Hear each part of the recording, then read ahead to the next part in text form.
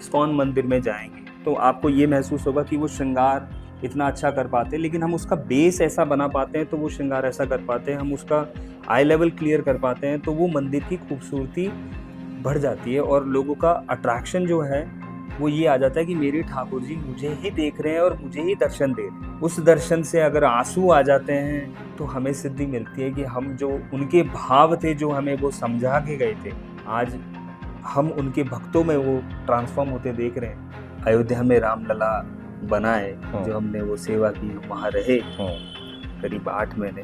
प्रभु जी ने हमें सेवा में बुलाया तो जो हमने श्वेत संगमरमर की रामलला बनाई, जब हम उनको गढ़ रहे तो हमें ऐसा लगता था कि वो हिल रहे। अच्छा। लला वो खेल रहे हैं, क्योंकि संज्ञान यही था कि 5 साल के हमें लला बना रहे। जैसे हमने पाकिस्तान कराची के लिए इस्कॉन मंदिर के लिए राधा कृष्ण की मूर्तियां बनाई, तो वो बड़े अच्छे से लग गए और वो बहुत प्रसन्न हुए।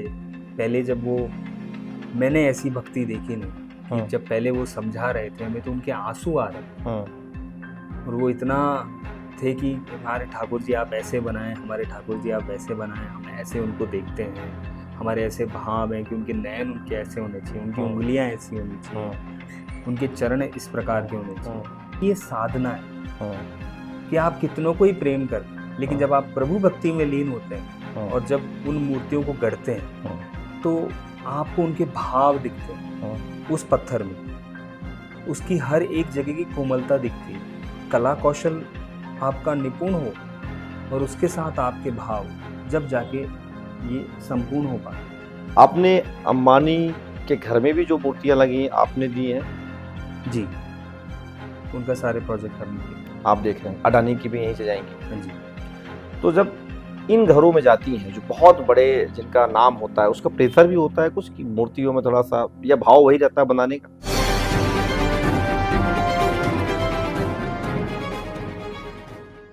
राजस्थान में ही नहीं बल्कि राजस्थान के बाहर आप किसी बड़े मंदिर में, चाहे बिरला मंदिर हो, चाहे इस्कॉन का मंदिर हो, इन मंदिरों में जब आप जाते हैं, जो वहाँ पर मूर्तियाँ आपको दिखती हैं कृष्ण की, राधा की, बलराम की, वो सारी मूर्तियाँ जो है वो राजस्थान के जयपुर से जाती हैं।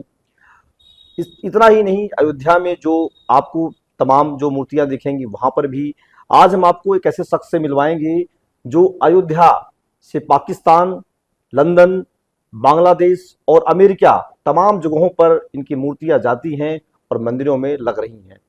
किस तरीके से बनाते हैं, क्योंकि जब बात होती है राजस्थान की तो राजस्थान में हस्तशिल्प की बात आती है, तमाम सारी बातें होती हैं। वैसे दौर में जब जमाना टेक्नोलॉजी की हो रही है, एआई का बात हो रहा है, तमाम सारे मुद्दे आ रहे हैं, कैसे तैयार करते होंगे? कहते हैं अंतर्राष्ट्रीय बाजार जो होता है उसका पैरामीटर बहुत बड़ा होता है, किस तरीके से ये तय होती होंगी? इन तमाम सारे सवालों का जवाब आज हम समझेंगे। 4 पीढ़ियों से इसी कला को करते हुए आगे बढ़ रहा है जो कारोबार, जो काम, उनके उनके परिवार के उनके सदस्य जो मजबूती से काम कर रहे हैं। हमारे साथ मौजूद है प्रशांत पांडे। प्रशांत जी, आपका पोल्टाक के पॉडकास्ट पे स्वागत है। जय श्री राम, आप सभी को धन्यवाद। राजस्थान आपकी जो 4 पीढ़ियों से जो काम चला आ रहा है, जो हम लोग पढ़ रहे हैं, जो देख रहे हैं, आपसे ही पूछते हैं, क्योंकि आप उसको आगे बढ़ा रहे हैं, विदेशों तक ले जा रहे हैं। जब आती है कि बाहर जाने की, राजस्थान से बाहर जाने की, तो पैरामीटर्स बदल जाते हैं। कैसे तैयार कर पाते हैं चीज़ों को? आप तो एक होम स्टेट में देते होंगे, फिर बाहर ले जाते हैं मूर्ति जो देते हैं, उन चीज़ों कैसे कर पा रहे हैं आप? बहुत बड़ा सवाल पूछ लिया आपने बहुत छोटे शब्दों में। ये जो कला है, क्योंकि जैसे आप देखेंगे कि स्टोन स्कल्पटिंग, पहले के समय में स्टोन स्कल्पटिंग होती थी पहाड़ों में, कि जैसे आप एग्जाम्पल के लिए लेंगे एलोरा, अजंता, अपने वहाँ पे पहले ही माउंटेन्स को कार्व करके मूर्तियाँ बनाई जाती थी। जैसे कैलाशनाथ टेम्पल एक ऐसा अनूठा एग्जाम्पल है हमारे लिए कि रूह कांप जाए जब अगर उस केव को देखते हैं तो ऊपर से जो चोटी से कार्व करके कैलाशनाथ टेम्पल बनाया है। और हमारे राजस्थान में जो ये पत्थर है संगमरमर, ये मकराना से जो आता है, ये बहुत खूबसूरत पत्थर है, श्वेत वर्ण का, जो आप मेरे पीछे देख रहे हैं। क्योंकि राजस्थान में ही आपको ब्लैक भी मिलेगा, भैंसलाना, और वाइट। तो हम भगवान की जो गर्भगृह की मूर्तियां हैं, पांडे मूर्ति भंडार पिछले 4 पीढ़ियों से ये कार्यरत है कि जो गर्भगृह की मूर्तियां हैं वो बहुत सुंदर हम कैसे बनाएं। तो ये हस्तकला राजस्थान में मकराना जयपुर के करीब होने से, और ये जो आदिगौड़ मूर्ति कलाकार संस्था का जो समाज है, इसमें मेरे पिताजी श्री सत्यनारायण पांडे अध्यक्ष हैं, ये समाज को वरदान है कि वो इस कला में निपुण है, और ये मूर्तियां देश विदेशों में पूरी दुनिया में जाती हैं, जो पूजी जाती हैं। क्योंकि एक पाषाण ही ऐसा होता है, शास्त्रों में पत्थर ही ऐसा होता है जो अखंड होता है। अगर उसमें क्रैक हो, फूट हो, तो वो खंड हो जाएगा। मतलब वो मूर्ति नहीं बन पाएगी, मूर्ति का शेप नहीं ले पाएगा। क्योंकि अगर कोई मूर्ति में क्रैक आ जाए, पत्थर में कोई क्रैक आ जाए, तो वो खंड हो जाता है। तो अखंड मूर्ति के लिए कि वो खंडित ना हो, तो जब खंडित मूर्ति होती है तो उसकी पूजा नहीं होती। इसलिए पाषाण सबसे शुद्ध माना गया। जो हम पत्थरों की मूर्तियां बनाते हैं वो सबसे श्रेष्ठ मानी गई हैं पूजा के लिए। इसलिए जयपुर में लोग अपने घरों के लिए, अपने मंदिरों के लिए मूर्तियां लेके जाते हैं। तो ये जयपुर का हस्तकला है, ये इसलिए भी विख्यात है। अब इसी से दूसरा सवाल जोड़ूंगा मैं कि जब आप जाते हैं, देखते हैं कि ये पाषाण पत्थर देखते हैं, कैसे पता लगता है कि इससे बेहतर मूर्ति बनेगी, इससे बेहतर मूर्ति नहीं बन पाएगी? मतलब जो चुनाव करते हैं आप, क्या आधार होता है, क्या बेस होता है आप लोगों का पत्थरों के चुनाव का? देखिए, ये भी एक संघर्ष है, हम्म, क्योंकि ये हर दिन का प्रोसेस है। वो आपको प्रकृति बहुत कुछ सिखाती है हम्म, कि उस पत्थर में क्या निकलेगा। आज हम स्थिति में हैं कि आज हमको ऑर्डर मिलते हैं, कल हमारे दादाजी परदादाजी इस स्थिति में थे कि हम पहले इसको एक्सप्लोर करें, सर्च करें कि इसकी पॉसिबिलिटी कितनी है, कितने बड़े साइज में ब्लॉक में कैसे डेटीज, कैसी मूर्ति निकलेगी। कि अगर राम जी है तो उसकी फॉर्म के लिए कैसा निकलेगा, अगर गणेश जी है तो उसकी फॉर्म के लिए कितना लंबा चौड़ा पत्थर चाहिए, क्या ऑर्डर मिला है और क्या साइज का पत्थर रिसर्च करना पड़ता है, खानों में उतर उतर के उधर देखना होना। आज हम कह सकते हैं कि आसान है कि हम स्टॉक कर लेते हैं स्टोन्स, पर अगर मान लो आपको कोई ऑर्डर मिला है और आप उस एक पत्थर के लिए जाना रिसर्च करना चाहते हो, तो उसकी भी एक तपस्या है कि आप प्रभु की सबसे पहले तो आराधना करें कि प्रभु हमें आप अच्छे से अच्छा पत्थर दें। फिर उसके बाद उसकी साधना शुरू होती है कि हाँ, ये ब्लॉक मिल गया है, तो अब रोज उसकी भक्ति में लीन रह के उन भगवान को गढ़ा जाए और उन्हें रूपक दिया जाए। तो ये मैं आपको थोड़ा भावनात्मक प्रोसेस से बताऊंगा, हाँ। जिससे आपको सुनने में भी समझ में आएगा। हम्म, अगर मैं टेक्निकली कहूँगा कि भाई हाँ, हम हैमर से, हथौड़ी से और छीनी टाँकी जिसे हम बोलते हैं टेक्निकली, या हमारे प्रकार से जो कैलपस है, तो बहुत सारी चीज़ें हैं उसमें, गुनिया, प्लम लाइन लेना, हम जो उसका सब चीज़ करना, सेंटर वो करना। सारा करते हैं। लेकिन अब बात यही है कि जब कहते हैं कि मूर्ति में जान डाल देना, कई मूर्ति ऐसे दिखती हैं, ऐसे लगता है कि वो मूर्ति खुद बोल रही हो। क्या ये भी होता है कि जिस भगवान की मूर्ति बना रहे होते हैं उस भाव से बनाते हैं? हनुमान की मूर्ति हनुमान के भाव से, राम की मूर्ति राम के भाव से, कृष्ण की मूर्ति कृष्ण के भाव से, ऐसा भी कुछ आप लोगों की आता है जब बनाते हैं, उस समय काम करते हैं? बिल्कुल। हाँ। क्योंकि जो भी हम भगवान बना रहे होते हैं, सबसे पहले तो ये किसी के मंदिर में जानी होती है। हाँ। अब मान लो कोई नॉर्थ के लोग हैं, कहीं साउथ के लोग हैं, कहीं आपके महाराष्ट्र से आए, हाँ। कहीं गुजरात से आए, हाँ कहीं दिल्ली से आए, पूरी पूरी दुनिया में कहीं अमेरिका से आए मान हाँ लीजिए, तो उनकी अपनी भावना होती है। हाँ तो वो सबसे पहले अपने इनके जो मन में होता है वो हमें भावना प्रकट करते हैं कि साहब हमने हमारे क्षेत्र में कई लोग होते हैं, जैसे हम कहते हैं कि हमारे गोविंद देव जी जयपुर के हैं, जिसे हम छोटी काशी कहेंगे हाँ जयपुर को, हाँ कि हमें थोड़े से ऐसे भाव चाहिए। तो आप कई इस्कॉन के मंदिर देखेंगे, जैसे नोएडा का मंदिर है उसका नाम उन्होंने गोविंद देव हाँ, रखा है। मंदिर रखा है, नोएडा इस्कॉन का। तो हम यही प्रयास करते हैं कि उसमें कैसे उकेरा जाए।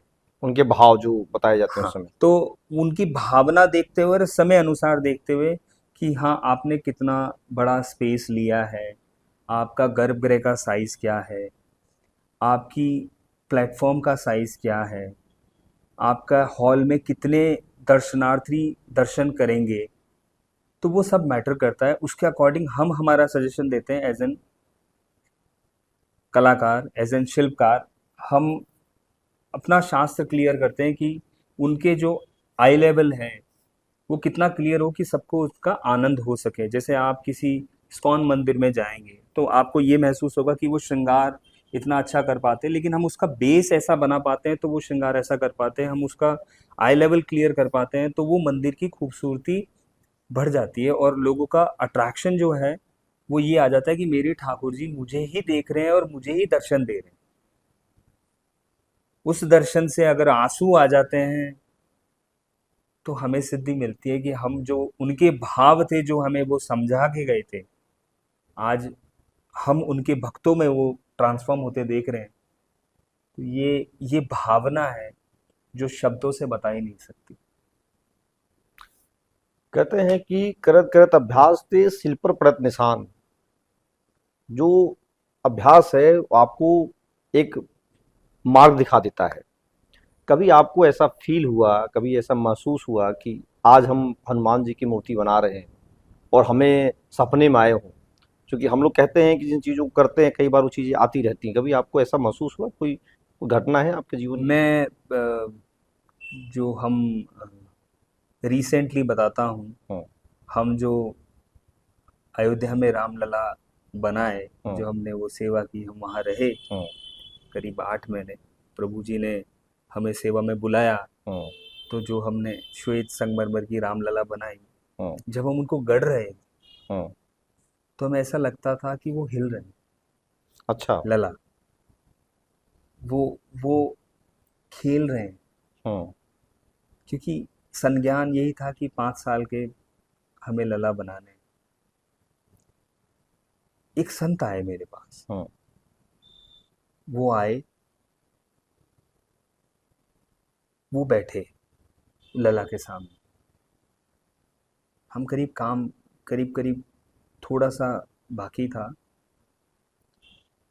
जब वो बैठे तो हमने उनका सत्कार किया कि संत आए हैं। क्योंकि अयोध्या में संतों की और महाराज जो आते हैं उनका हमें पता होता है, क्योंकि उनकी क्या सोच होती है, उनके क्या हाँ भाव होते हैं हाँ जब वो मूर्ति देखते हैं या आते हाँ हैं।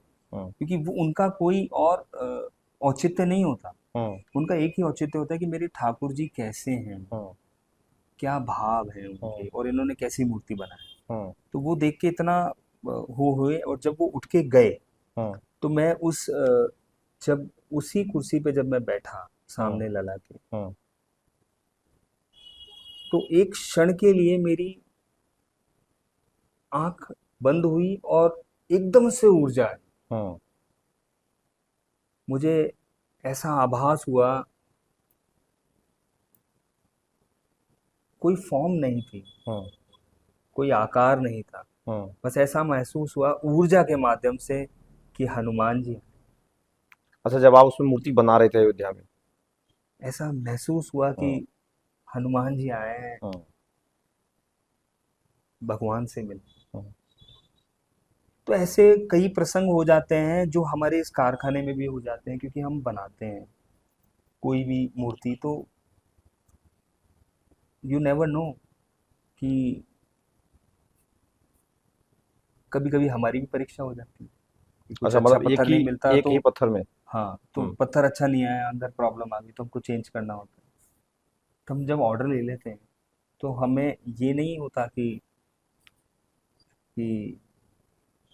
इस एक एक पत्थर में सॉल्यूशन हो जाएगा, क्योंकि जैसे मैंने बताया अंदर कुछ हम्म। प्रॉब्लम निकल जाए। हम्म। तो कभी कभी प्रभु ऐसे भी लीला दे देते हैं, कभी कभी बनने में टाइम लग जाता है और कभी कभी जो बहुत टीडियस टास्क होता है वो बहुत जल्दी बन जाता है।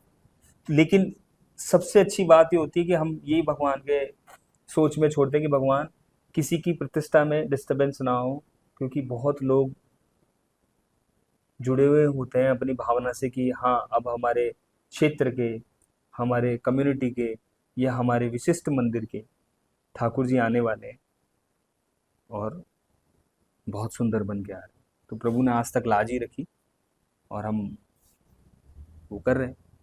जिस भाव से आप बनाते हैं, जब मूर्तियाँ चली जाती होंगी तो आपको फील भी होता होगा कि हमने भी इस मूर्ति को गढ़ा है।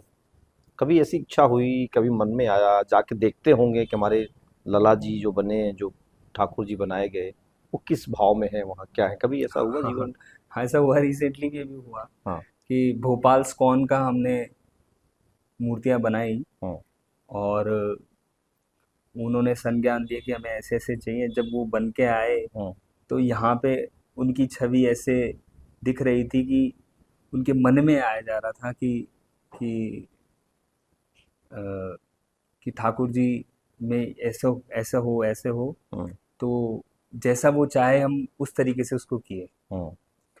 लेकिन जब वो भाव वहाँ मंदिर में हमने देखे तो हम भी सरप्राइज हो गए कि वाकई में कि यहाँ का जो हमने सोचा था और जो वहाँ गए ठाकुर जी, और वो अपने जब पूरा उनका इंस्टॉलेशन हुआ, प्राण प्रतिष्ठा हुई, तो जब वो अपने पूरे आकार में आए हाँ। श्रृंगार के साथ, तो बड़ी लावण्यता दे रहे थे।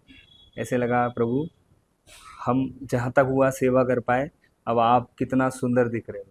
तो ये चीजें हो रही हैं जीवन में? बिल्कुल होती है, अच्छा।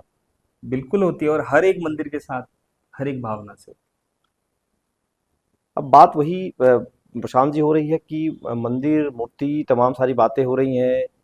अब एक बार चलते हैं, थोड़ा भारत से बाहर चलते हैं। पाकिस्तान में आपकी मूर्तियाँ लगी हुई हैं जो आपने बनाई हैं, वहाँ से ऑर्डर आया होगा, फिर आपने बनाया होगा। पाकिस्तान, अमेरिका और बांग्लादेश में जो मूर्ति आप दे रहे हैं, क्या डिफरेंस देखते हैं इन तीनों जगहों को? अगर देखा जाए, जो भाव है उन लोगों का, जैसे पहले बताया आपने, उनके भाव के हिसाब से मूर्तियाँ बनानी पड़ती है। इन लोगों के अगर तीनों कंपेयर करें, तीनों देशों की बात करें, क्या भाव आपको समझ में आया कि किस चीज़ से बदलाव है, या क्या डिफरेंस है तीनों में? देखिए मैं आपको एक इस्कॉन से ही समझाता हूँ सिंप्लीफाइड, कि हम्म। हम बहुत टाइम से एक्सपोर्ट्स तो करते ही आ रहे हैं हम्म। मूर्तियाँ, कम्युनिटीज़ के लिए या उनके घर के मंदिरों के लिए, चाहे वो अमेरिका हो, चाहे वो लंदन हो, हाँ। चाहे वो आपके all over the world Europe में हो। हाँ। तो हमारे लिए बहुत आसान होता है कि हमें जयपुर में या हमें दिल्ली में या हमें हिंदुस्तान के किसी भी कोने में मूर्ति भेजना हो तो बाय रोड चली जाती हैं, हाँ। क्योंकि ये डेलिकेट तो होती ही हैं मूर्तियाँ। हाँ। डेलिकेसी के साथ साथ इनका अच्छे तरीके से जाना। हाँ। अब वो दूसरी कंट्री में जब जाती है, या तो वो पानी के जहाज से जाती है हाँ। या बाय एयर जाती है। हाँ। अब अमेरिका जब जाती हैं तो वो बाय सी बाय एयर चली जाती हैं कि कैसे जाना हो, हाँ। और वो मंदिरों में टेक्निकली, क्योंकि हम उनको थोड़ा ट्रेंड कर देते हैं हाँ। कि भाई किस तरीके से आपको उनको जो उठाना ले है और जाते हैं। रखना है। हाँ बिल्कुल। हम्म। और इंश्योर्ड होके भी जाती हैं। हम्म। अब जैसे ये जगहें हैं, आप मान लें कि पाकिस्तान है या हम्म। बांग्लादेश हम्म। है, या जैसे लंदन इज ऑल्सो ईजी कि हम्म। भाई हम आप एक्सपोर्ट कर दें, इंश्योर्ड कर दें, hmm. It's a trade. Hmm. But ये पाकिस्तान जाते हैं तो हमें और ज़्यादा विशेष ध्यान देना होता है, थोड़ा हम उनको समझाते हैं, सिखाते भी हैं कि किस तरीके से वो हैंडल करें। जैसे हमने पाकिस्तान कराची के लिए इस्कॉन मंदिर के लिए हम्म। राधा कृष्ण की मूर्तियाँ बनाई, हम्म। तो वो बड़े अच्छे से लग गए और वो बहुत प्रसन्न हुए। पहले जब वो, मैंने ऐसी भक्ति देखी नहीं कि हम्म। जब पहले वो समझा रहे थे हमें तो उनके आंसू आ रहे हैं, हम्म।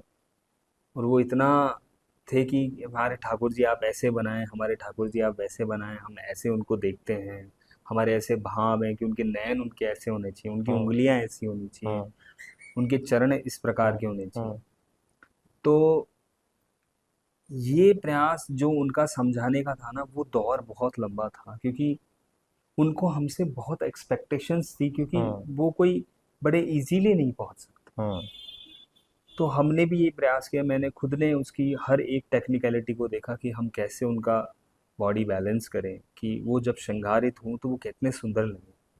तो आप पाकिस्तान कराची की अगर मूर्ति की दर्शन करेंगे ना, पे भी देखेंगे, तो आपको बड़े आनंद होगा उनको देख के। मूर्तियों में सुंदरता का भाव बहुत प्रमुख रखा जाता है कि जब वो तैयार किए जाएं, जब उनकी आरती हो, हर हर व्यक्ति यही वहाँ चाहता है जो भक्त होता है कि भगवान हंसते हुए दिख रहे हों, प्रफुल्लित दिख रहे हों। इस भाव को ज़्यादा प्रमुखता से रखा जाता होगा। बिल्कुल बिल्कुल, हर एक पॉइंट का, किसी को सौम्य भाव चाहिए, हाँ। किसी को कि ऐसे लगे कि भाई प्रभु मेरे मुस्कुरा रहे हैं, मैं उनको देख रहा हूँ, तो हाँ। वो मुझसे बात कर रहे हैं। तो इन सब फीलिंग्स का ध्यान रखा जाता ही है। इन सब फीलिंग से रखा जाता है। अब ये दूसरी बात करते हैं कि जैसे आपकी जनरेशन्स चली आ रही है, बहुत सारे जनरेशन्स गैप हो जाते हैं, चीज़ें खत्म हो जाती है, आप तो उसको बढ़ा रहे हैं। आप लोगों ने अपने आप को अपडेट करने के लिए क्या क्या किया है? पढ़ाइयाँ कहाँ तक गए? किन चीज़ों को समझना पड़ा कि नहीं, बिना इसके नहीं हो पाएगा काम, आगे नहीं बढ़ पाएगा? ऐसी भी चीज़ें होती। हाँ, बहुत ज़रूरी है भक्ति। हमारे को एज एन ब्राह्मण हमने जन्म लिया, हम्म। हमने हमारा नियम लिया, हमें हम पूजा पाठ करके सारे नियम से रहते हैं, करते हैं, अपना जीवन यापन करते हैं, क्योंकि हमारे पास संत आते हैं, तो हमें अंदर से भी उसी प्रकार का जीवन जीना होता है। हम्म।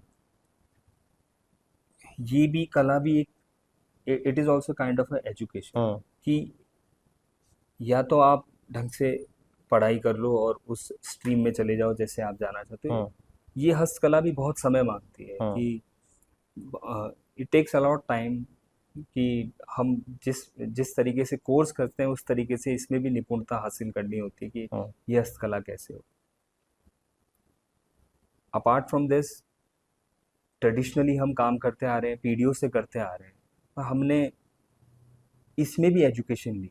हम जैसे मेरा ये मानना था कि ये वर्ल्ड में आर्ट जो है, क्या है, कैसे है, इतिहास समझना बहुत ज़रूरी है, शास्त्र समझना बहुत ज़रूरी है। हमारा हिंदू इतिहास क्या है, कैसे क्या मंदिरों में मूर्तियाँ बनी गई, कैसे रही, और आज के समय में जो पूरे वर्ल्ड में आर्ट है, तो उसके लिए हमने एजुकेशन लिया। मैंने बैचलर्स इन स्कल्पचर्स किया, विजुअल आर्ट्स में, मूर्तिकला में, स्कल्पचर्स में, राजस्थान यूनिवर्सिटी से। फिर मैंने मास्टर्स किया एमएस यूनिवर्सिटी बड़ोदरा से। फिर मैंने फर्दर स्टडीज़ किया फ्रांस से, एकोल दे बोज़ा, पेरिस से। तो मेरा इंटरेस्ट था कि हम समझें कि हम यहाँ पे जो कला है वो कितनी सीमित है, उसको हम कैसे बढ़ा सकते हैं, हम उसको कैसे उठा सकते हैं, हमारे समाज का भी कैसे उत्थान कर सकते हैं, उसमें कितने शास्त्र के अकॉर्डिंग हम फिनिशेस कर सकते हैं, हम ट्रेडिशनली प्लस इनोवेटिवली कैसे हम काम कर सकते हैं, कि इसमें कैसे नई नई पीढ़ियों को, नई जनरेशन्स को हम कैसे भक्ति की ओर, उनको स्पिरिचुअलिटी की ओर, हम मान लो अगर किसी को पुराने तरीके का पेंटिंग या ट्रेडिशनली स्टाइल का, किस तरीके से उसको हम और खूबसूरत कर सकते हैं, क्योंकि शास्त्रों में हम ज़्यादा छेड़छाड़ नहीं कर सकते, लेकिन उनके फिनिशेस, उनके वस्त्र में, उसमें उनके बदलाव कर कलर सकते में, उनके आँखों के नेत्र में, तो कैसे उनको बहुत सुंदर लगे, और समय के अनुसार हम कैसे अच्छा से अच्छा अपडेट कर सकें कला को। हैं। और कंपटीशन। हम खाली इसमें ही नहीं, हम कंटेम्प्रेरी कल्चर में भी, तो कंटेम्प्रेरी कंपटीशन आपके स्कल्पचर भी फील्ड बनाते में हैं। बहुत ज़्यादा है। आपके फील्ड में बहुत कंपटीशन है। उसमें कैसे पांडे मूर्ति भंडार जो वो कैसे अलग हो पाता है? हम लोग जयपुर में ही जब बात करते हैं तो सबसे पहले आपके पिताजी का नाम आता है, सत्यनारायण पांडे जी का आता है। कैसे आप लोगों ने अपने आप को अलग किया? ऐसी कौन सी टेक्निक थी, क्या विधि थी? जैसे कि आप लोगों ने अयोध्या के मंदिर में राम मंदिर बनाने का आपने काम किया, बता रहे हैं आप, उसमें चला भी आपका, तमाम अभी आपके द्वार पे लगे हुए हैं वहाँ पर। अलग कैसे हो पाता है पांडे मूर्ति भंडार? अ, आप भक्ति को, आत्मा को परमात्मा से जब मिलाते हैं, आप जब प्रेम करते हैं, तो कोई बताता नहीं है आप हम्म कि नींद क्यों नहीं आती, हम्म कोई डॉक्टर नहीं होता। हम्म वैसे ही ये साधना है हम्म कि आप कितनों को ही प्रेम कर लें, लेकिन हम्म जब आप प्रभु भक्ति में लीन होते हैं हम्म और जब उन मूर्तियों को गढ़ते हैं, हम्म तो आपको उनके भाव दिखते हैं हम्म उस पत्थर में, उसकी हर एक जगह की कोमलता दिखती है। कला कौशल आपका निपुण हो और उसके साथ आपके भाव, जब जाके ये संपूर्ण हो पाता चीज़ें हो पाती हैं। प्रयागराज में जिस तरीके से एक लंबा आपने देखा कि भीड़ उमड़ा रहा, वहाँ पर लोग आते रहे, अंबानी और अडानी जैसे बड़े फैमिली के लोग भी आए। लोगों ने कहा कि प्रयागराज पहली बार ऐसा हुआ कि बिजनेसमैन से लेकर सब आए वहाँ पर। एक चूंकि कहा जाता है कि पढ़े लिखे लोग नहीं जाते हैं उसमें, खाली लोग जाते हैं। एक नैरेटिव ये भी सेट किया जाता है। आपने अंबानी के घर में भी जो मूर्तियां लगी हैं आपने दी हैं, है। जी, उनका सारे प्रोजेक्ट हम ही के। आप देख रहे हैं जी। अडानी की भी यहीं से जाएंगी। हाँ जी। तो जब इन घरों में जाती हैं जो बहुत बड़े, जिनका नाम होता है, उसका प्रेशर भी होता है कुछ कि मूर्तियों में थोड़ा सा, या भाव वही रहता है बनाने का? नहीं, देखिए, वो आते हैं, देखते हैं, हम्म और ठाकुर जी उनके जो भाव होते हैं वो प्रकट करते हैं, जैसे हम्म मैंने आपको बताया। तो हम्म वो जो उनके भाव होते हैं वो प्रकट करते हैं, हम उसके अनुसार किसी के भी भाव वो उस तरीके से बनाते हैं। सरस बनाते हैं। प्रशांत जी, अब बात करते हैं कि इस दौर में जब देखा जाए, राजस्थान को कहा जा रहा है, अब आपसे चूंकि अभी राजिंग राजस्थान हुआ और दुनिया भर के लोग आए, राजस्थान में कहा जा रहा है कि आने वाले समय में आध्यात्मिक टूरिज्म बढ़ेगा। जब आध्यात्मिक टूरिज्म बढ़ेगा तो मंदिरों की बात होगी, मंदिरों की बात होगी तो मूर्तियों की बात होगी। आपको लगता है कुछ ऐसा दिख रहा है इस प्रदेश में कि आने वाले समय में बहुत सारी संख्या में चीजें बढ़ेंगी और बनेगी? नहीं, बिल्कुल। मुझे इसलिए ऐसा लग रहा है कि समय के अनुसार हम लोग भी हमारा इतिहास निकाल रहे हैं, हम देख रहे हैं, हम समझ रहे हैं।